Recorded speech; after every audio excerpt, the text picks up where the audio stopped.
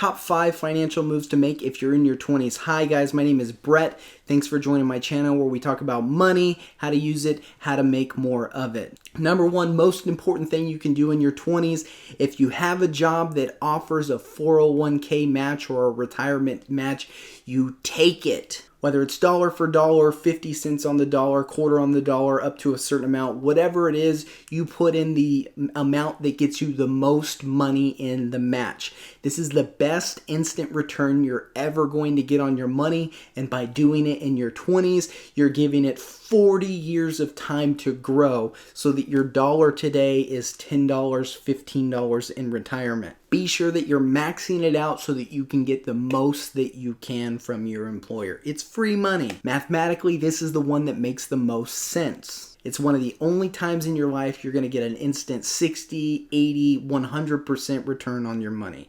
You put it in, your employer matches it up to a certain percentage. It's an instant return on your money. Plus, just pretend like it's not there. If you set it up from the very beginning, it's almost like you've never even made the money. You never see it. You only see it when you look in your 401k portfolio or review your pay stubs. So it's pretty easy as far as discipline goes. Just set it up at the beginning and then forget. Next thing you know, 4 years goes by, you're a millionaire. Number 2 financial move to make in your 20s, jackhammer that like button. Now really, please like, subscribe, drop a comment below of a video you'd like to see or a question you have. It really helps out the channel, especially as I'm trying to build it, build some momentum. Those types of things really help it. I appreciate it. Thanks, guys. But seriously, number 2 financial move you should make if you're in your 20s, pay off all high interest debt, anything over 5%. In the last 10 years, the best the S&P had on a return was 29.6%, which is excellent. The worst year was negative 6.24%, with the average being about 12.2%.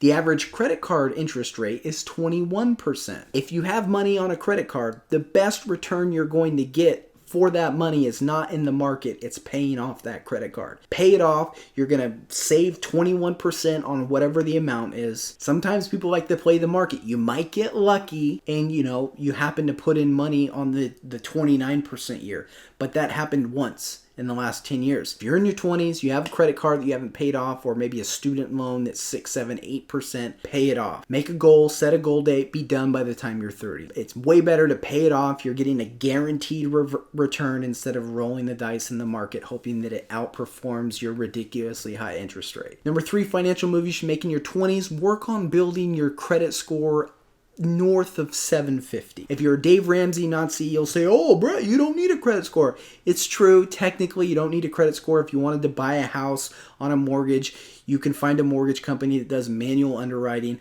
Personally, I've never paid credit card interest in my life, so having a credit card to build a credit score hasn't really negatively impacted me. Now when I'm looking for mortgage products or auto loans, I'm not only hindered by vendors who can do manual underwriting. I can go anywhere that I want in the market. How do you build your credit score? Easy way, as I mentioned, start with a credit card, but you better pay it off. If you took out student loans, you probably already have a credit score. Make sure that you're staying on time with your payments. Make sure you're not maxing out your credit card. When you max out your credit card, that negatively impacts your credit score. If you've already have an auto loan, you already have a credit score, again, make sure you're making regular on-time payments. Side pro tip, if you're buying a car, make sure it's at least 2 years old. Never buy a new car. That's the worst. You're going to take a 40% loss in the first 2 years. I don't like 40% losses. Buy a used car. 2 years older or more. It's already taken 30, 40% depreciation. It's going to be a much better financial move. Number 4, which is more of a financial goal to hit in your 20s, by the time you're 30,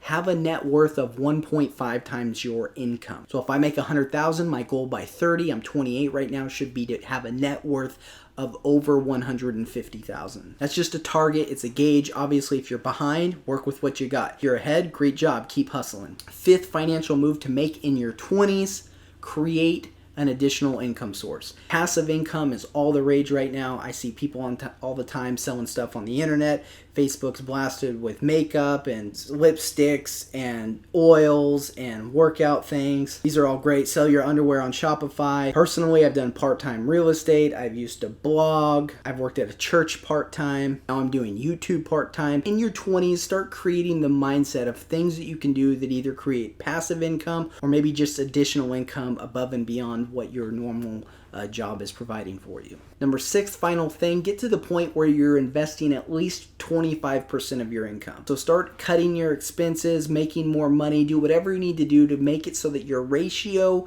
of savings and investing is about 25% of your gross annual salary. If you do that, you're on a strong path. You're going to be on a great path for financial success. You'll be a millionaire. Thanks, guys. I hope you found something helpful. Feel free to drop a comment down below of anything you'd like to see next. If you have specific questions, I'd love to answer those as well. Be sure to like and subscribe to stay up to date on what's next. Thanks.